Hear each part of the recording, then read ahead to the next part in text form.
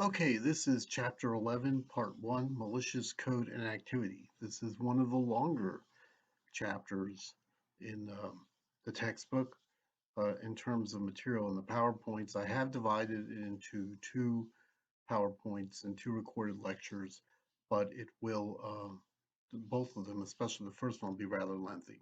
So let's get started. Here are topics in Chapter 11, what malware is and how it inflicts harm on your systems, what the main types of malware are, what the history of malicious code is, how malware is a threat to business organizations, what motivates attackers and what assets they are targeting, what tools and techniques prevent attacks, and what tools and techniques detect attacks. Here are goals. When you complete this chapter, you'll be able to define malicious software and activity, define a Trojan, a virus, a worm, spyware, adware, ransomware, and spam. Understand malicious software risks and threats to individuals. Understand malicious software risks and threats to businesses. Understand the phases of malicious software attack. And understand who hackers, crackers, and perpetrators are. So our learning objective: to describe how malicious attacks, threats, and vulnerabilities impact an IT infrastructure. And our key concepts: the impact of malicious code and malware on systems and organizations, attackers, hackers, and social engineers, the phases of a computer attack, and tools and techniques to detect and prevent attacks. So let's begin by talking about malicious code and activity. Of course, malicious software is what we call malware, any program that carries out actions that you do not intend to have done on your system. And malicious code attacks all three information security properties. Confidentiality: malware can disclose your organization's private information. Integrity: malware can modify database records either immediately or over a period of time. And availability: malware can erase or overwrite files or inflict considerable damage to storage media. So, talk about the characteristics, architecture, and operations of malicious software. An attacker gains administrative control of the system and uses commands to inflict harm. An attacker sends commands directly to a system. The system interprets and executes them. An attacker uses software programs that harm a system or that make the data unusable. And an attacker uses legitimate remote administration tools and security probes to identify and exploit security vulnerabilities on a network. So the main types of malware. I'm not going to go through all these and read them all. I'll just leave them up here for a few seconds. We're going to discuss almost all of these.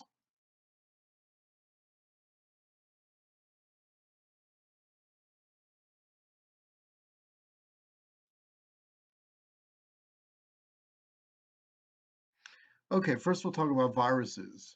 There are three major types of viruses: system infectors, which target computer hardware and software startup functions; file infectors, which attack and modify executable programs; and data infectors, also called macro infectors, which attack document files containing embedded macro programming capabilities.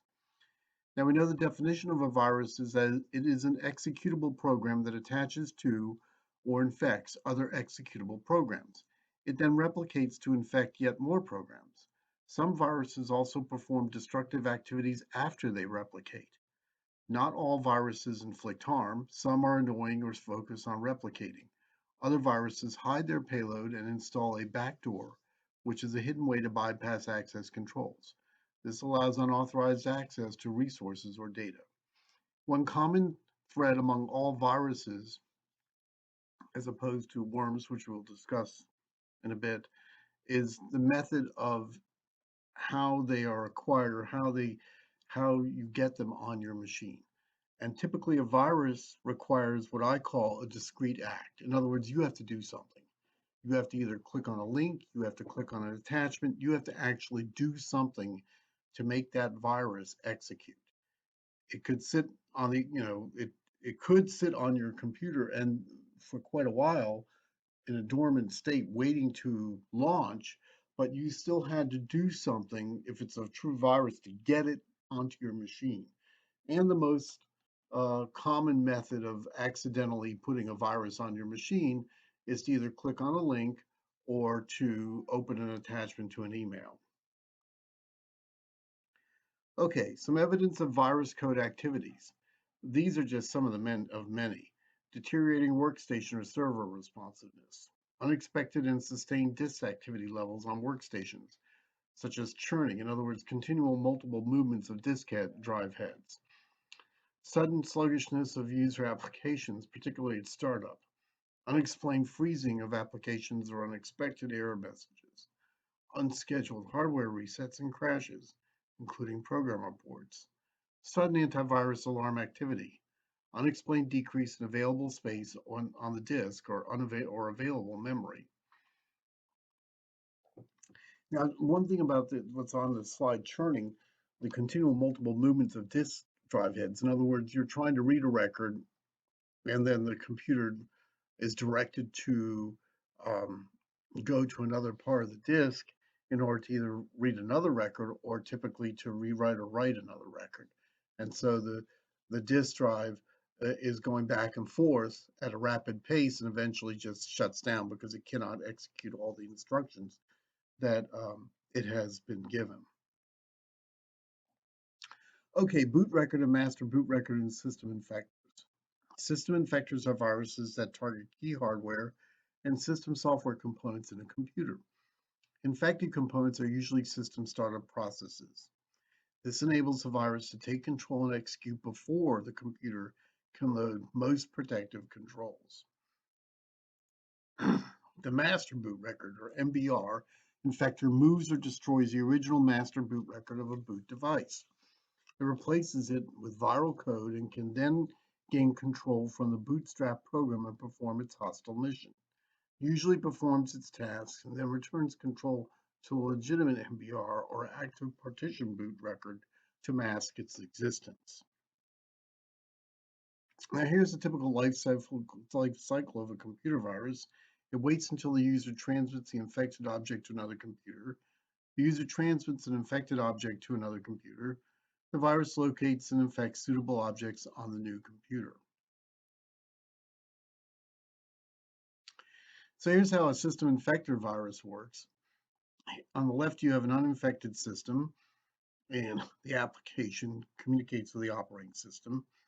Um, the application sends system requests to the operating system, which services them through the ROM BIOS, the read-only memory basic input-output system, and then communicates with the hardware to perform some function, anything from moving a mouse pointer to loading data from a hard drive. On the infected system, however, instead of communicating directly with the operating system, a virus handler software is placed in between the application and the OS, so it intercepts the call to the operating system by the application, and that may infect the file and then passes the request um, to the operating system. So before it ever gets to the operating system, the virus handler and the system infector will take over and pass perhaps an infected or almost certainly incorrect instruction to the operating system to do something.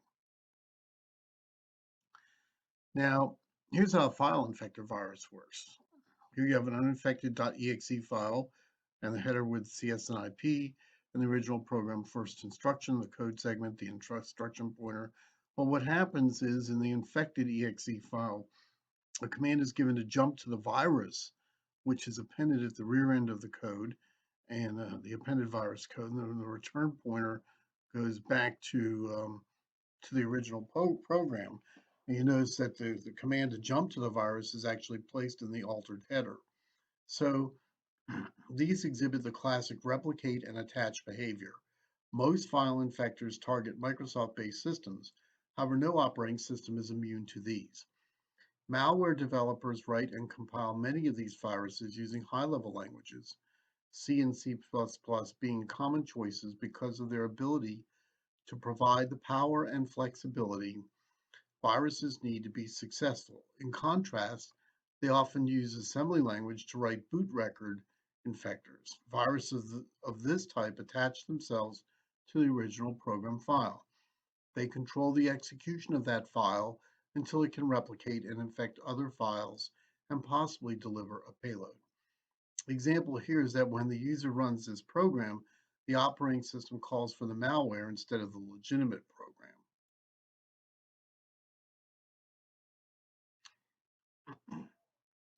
Now here's how macro virus works. The original purpose of a macro was to automate repetitive processes. However, these macros open the door for malicious code to carry out its own instructions. Macro viruses infect these documents and insert their own commands. When users share the infected document with other users, the malware spreads and replicates. The connected nature of most Office applications makes it easy for infected documents to spread to other computers and users. Macros can move easily between platforms and are quite simple to construct. So here we see an infected document attachment arrives in an email message containing a macro virus. The global macro pool is infected in the application, which is typically normal dot dot. The infection spreads to other documents in the internal document folder. Other virus classifications. So we'll talk about all these. Polymorphic viruses. These include a separate encryption engine that stores the virus body in encrypted format while duplicating the main body of the virus. The virus exposes only the decryption routine for possible detection. It embeds the control portion of the virus in the decryption routine, which seizes control of the target system and decrypts the main body of the virus so that it can execute. True polymorphic viruses use an additional mutation engine to vary the decryption process for each iteration. This makes even this portion of the code more difficult to identify. Stealth viruses, also called armored viruses, these use a number of techniques to conceal themselves from users and from detection software. By installing a low-level system service function, they can intercept any system request and alter the service output to conceal their presence. Stealth viruses can have size stealth, read stealth, or both. Slow viruses. These counter the ability of antivirus programs to detect changes in infected files. This class of virus resides in the computer's memory, where antivirus software cannot detect it. It waits for certain tasks, like copying or moving files, to execute. As the operating system reads the file into memory, the virus alters it before writing to the output file, making it much harder to detect. Retroviruses. These attack countermeasures such as antivirus signature files or integrity databases. A retrovirus searches for these data files and deletes or alters them, thereby crippling the antivirus software's ability to function. Other viruses, especially boot viruses, which gain control of the target system at startup, modify the Windows registry keys and other operating system key startup files to disable antivirus, firewall, and intrusion detection system IDS software if found. Cross-platform viruses. These are less prevalent but can still be potent threats. There have been a number of documented viruses that target multiple operating systems, Apple Macintosh HyperCard viruses, for instance. If those platforms also run Windows emulation software, they become as susceptible to Windows viruses as a native Windows computer. Multipartite viruses. These are hybrid viruses that exhibit multiple behaviors. There are two main types of multipartite viruses: master boot record boot sector viruses and file infecting viruses. Such viruses may exist as file infectors within an application. Upon execution of the infected application, the virus might spawn a master boot record infection, which then infects other files when you restart the system. So here's how a stealth virus works. By installing a low-level system service function, they can intercept any system request and alter the service output to conceal their presence. So here you have the virus handler, the operating system. And again, we've already seen this before in a way. The virus handler intercepts calls to the operating system by the application. It may infect the file, then passes the request to the operating system. So a slow virus, we talked about that, counters the ability of the antivirus program to detect the changes in the memory. In the files, the virus resides in memory where antivirus software can't detect it. It is slow, that's what it's called, because it waits for certain tasks like copying or moving files to execute. As the operating system reads the file into memory, the virus alters data read from the input file before writing to the output file, making it much harder to detect. How a retrovirus works. Again, the retrovirus comes typically email, and then the global pools infection, and it attacks countermeasures such as antivirus and intrusion detection signature files or integrity databases. It searches for these data files and deletes or alters them, thereby crippling the antivirus software's ability to function. Multipartite virus, here's how it works. So you have a multipartite virus, computer infected with it, could come from other networks. These are hybrid viruses that exhibit multiple behaviors. The master boot record boot sector viruses and file infecting viruses. Such viruses may exist as file infectors within an application. Upon execution of the infected application, the virus might spawn an MBR infection, which then infects other files when you restart the system.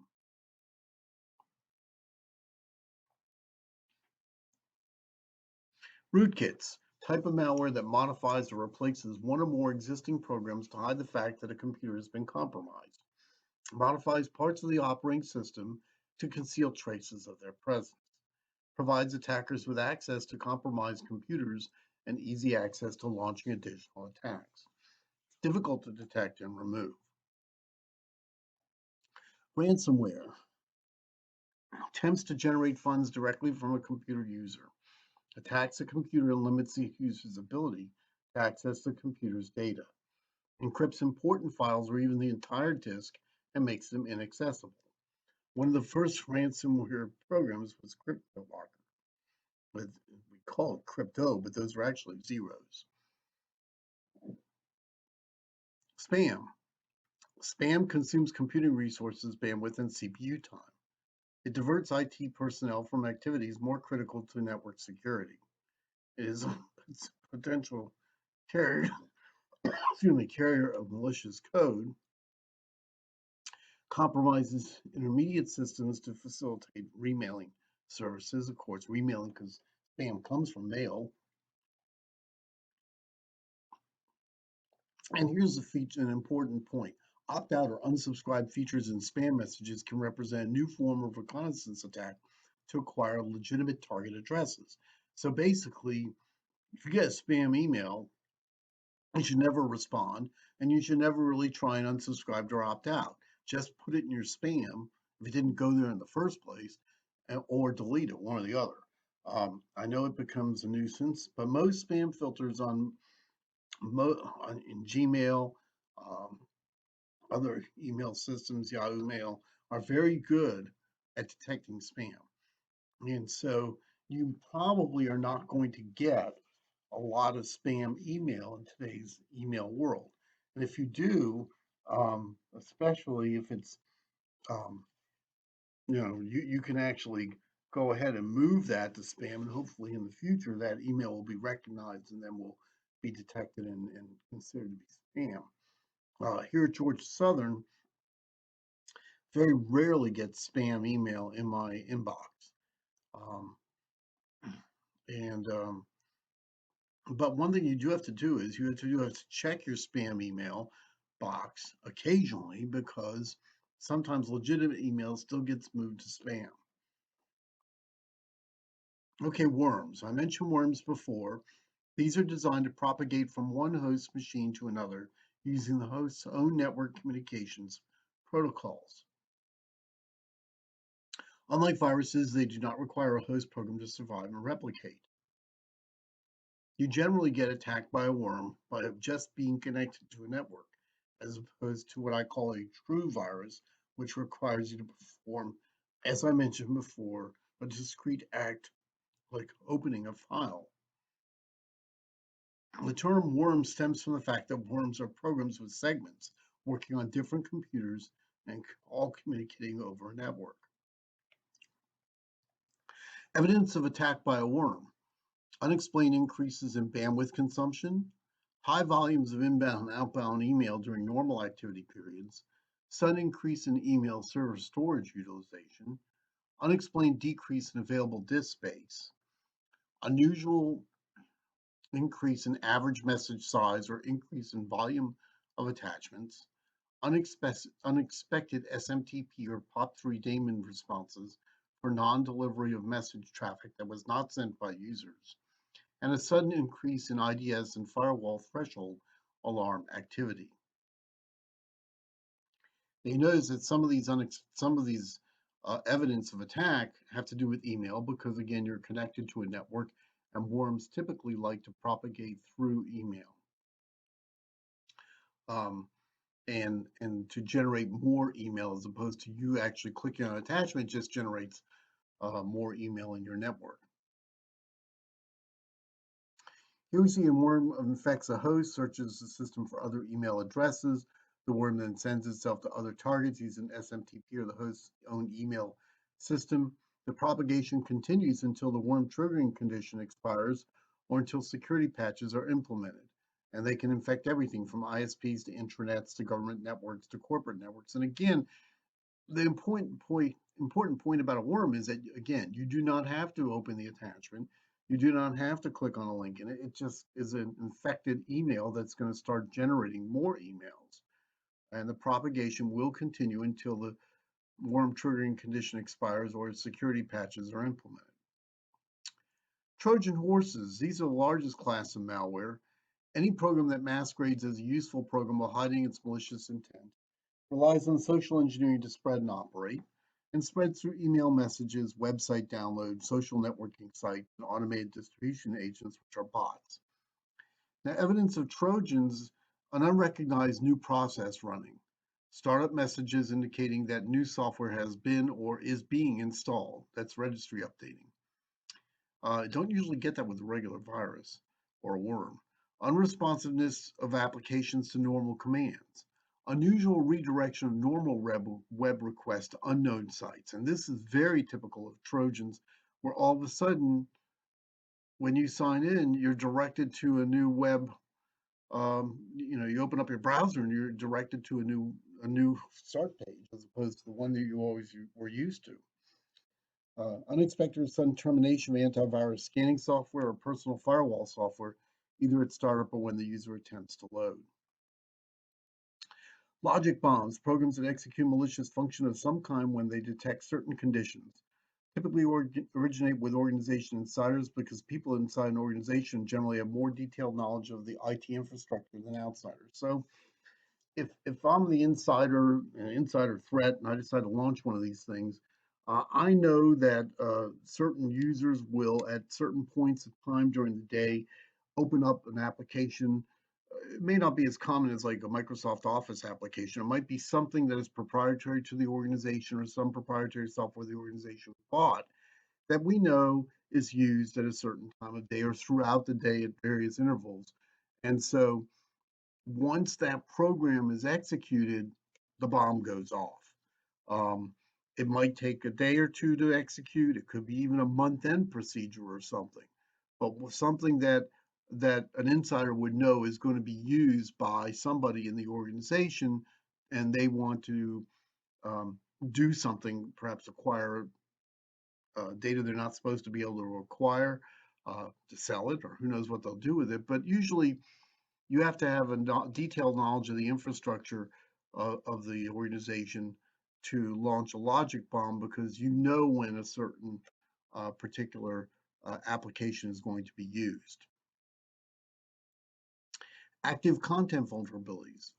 Active content refers to dynamic objects that do something when the user opens a web page, such as ActiveX, Java, JavaScript, VBScript, macros, browser plugins, PDF files, and other scripting languages. It has the potential weaknesses that malware can exploit. Active content threats are considered mobile code because these programs run on a wide variety of computer platforms. Users download bits of mobile code, which gain access to the hard disk and do things like fill up desktop with infected file icons. Malicious add-ons. Add-ons are companion programs that extend the web browser but they can decrease security. Malicious add-ons are browser add-ons that contain some type of malware that once installed perform malicious actions.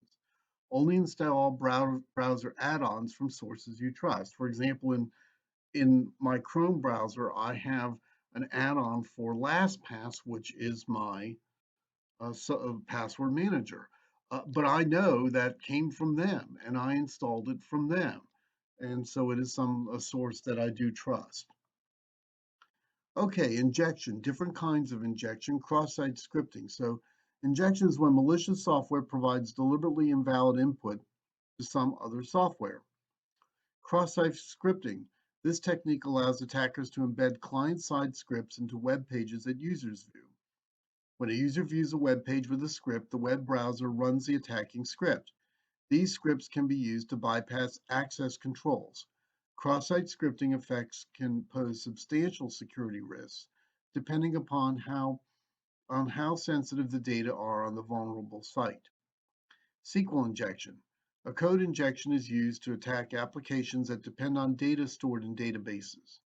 SQL statements are inserted into an input field and are executed by the application.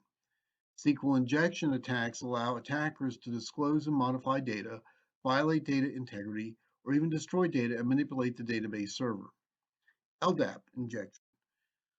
The LDAP injection exploits websites that construct LDAP based on user input. Web applications that don't sanitize input enable attackers to alter the way that LDAP statements are constructed. LDAP statements that are modified by an attacker run with the same permissions as the component that executed the command. XML injection. XML injection is a technique to manipulate the logic of an XML application or service. Injecting XML content into an XML message can alter the logic of an application or even insert malicious content into an XML document. And command injection. The goal of this type of attack is to execute commands on a host operating system. A vulnerable application provides the ability for this attack to succeed. These attacks are possible only when an application accepts unvalidated user input and passes the input to a system shell. Denial of service attacks. So first we'll talk about botnets, which are robotically controlled networks. Attackers infect vulnerable machines with agents that perform various functions at the command of the bot herder or controller. Controllers communicate with other members of the botnet using Internet Relay Chat (IRC) channels. Attackers can use botnets to distribute malware and spam and to launch denial of service attacks against organizations or even countries. Such a denial of service attack would be a DDoS or distributed denial of service attack. So we know that in a denial of service attack, they overwhelm a server or network segment to the point that server or network becomes unusable. They can crash a server or network device or create so much network congestion that authorized users cannot access network resources. Distributed denial of service or DDoS attack uses intermediary hosts to conduct the attack. In one form, of course, the SYN flood. Attacker uses IP spoofing to send a large number of packets requesting connections to the victim computer. So the attacker here on port 2876 at this IP address sends a whole host of SYN synchronization packets to the target. And what happens, of course, it requests connections to the victim computer. And here it doesn't know where to go. And there's so many of them, it goes to a spoofed host. And so it just shuts the whole computer system down.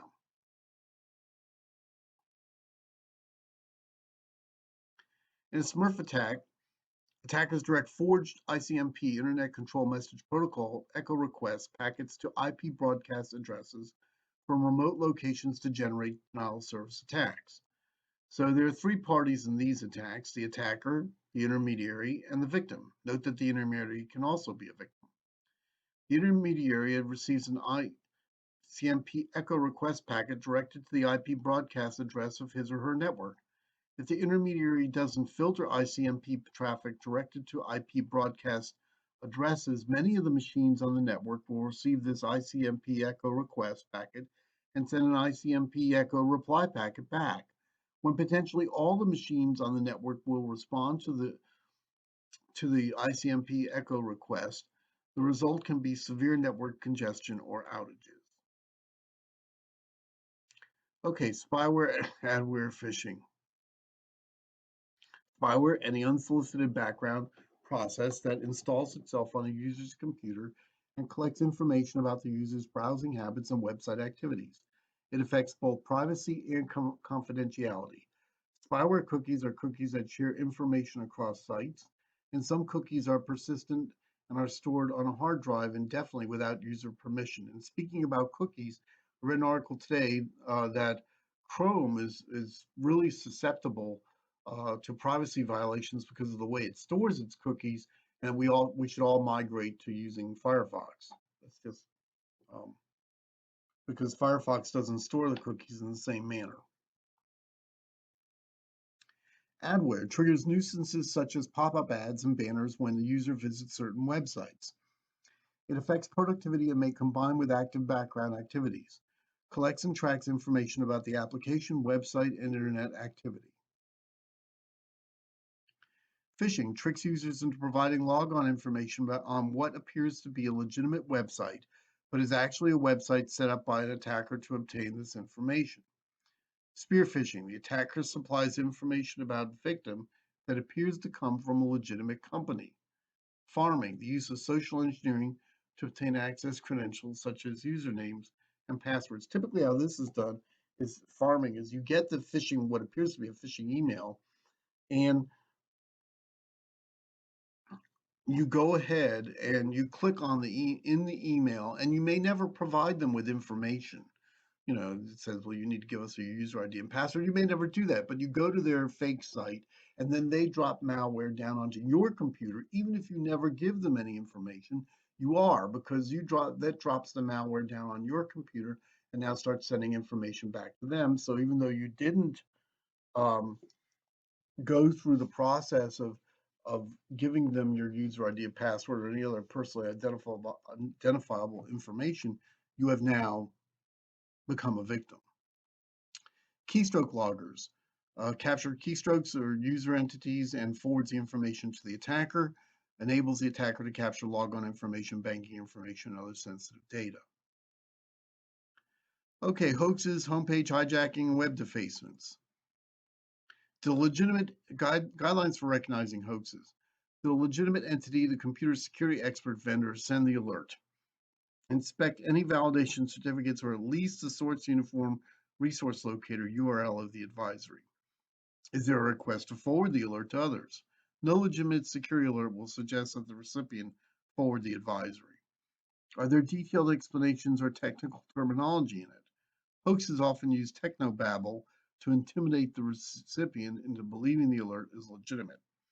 A legitimate advisory typically omits any details, however. It simply refers the recipient to a legitimate website for details. The website also typically provides a suggestion for protection activities. Does the alert follow the generic format of a chain letter? In this format, there is a hook, a threat, and a request. The hook is a catchy or dramatic opening or subject line to catch the recipient's attention. Threat is a technical sounding warning of serious vulnerabilities or damage. The request is a plea to distribute the alert or a suggestion to take some immediate action, for example, to download a patch from a linked website. Homepage hijacking, exploiting a browser vulnerability to reset the homepage. Many types of active content can change the browser's homepage, often without the user's permission. Even without resorting to covert means, it's easy to convince a user to select an action that does more than he or she expects. Just because you click a button that says remove infected programs from my computer doesn't mean the action that that's the action that will actually occur. And then covertly installing a browser helper object or BHO Trojan program. This Trojan contains the hijacking code. Once the BHO executes, it can change the browser's homepage back to the hijacker's desired site. Typically, the hijacker programs put a reference to themselves into the operating system's startup procedures. That way, the hijacker runs every time the computer reboots. If you try to change any of these settings, The hijacker repeatedly changes them back until you find and remove the hijacking software. Now, this happened to my wife years ago, about 3 or 4 years ago, and how I got rid of it was I found out what that particular I looked into that particular homepage hijacking was, and online I discovered on my computer that there was a registry key that would exist in your registry that you'd have to get rid of or delete. So I wrote down the key, and it's very long and detailed. And then I went into her registry using regedit and found that key, and I must have triple checked it to make sure it was the correct one, and then I deleted it. And after I deleted it and rebooted her computer, she no longer got that home page on her computer. And lastly, web page defacement, someone gaining unauthorized access to a web server and altering the index page of the site on the server. The attacker replaces the original pages on the site with altered versions. Okay, so that's the end of part one. In part two, we will discuss a brief history of malicious code threats, threats to business organizations, internal threats and unsafe computing practices, the anatomy and purpose of an attack, types of attacks, and various defenses, operating system defenses, network defenses, and recovery practices.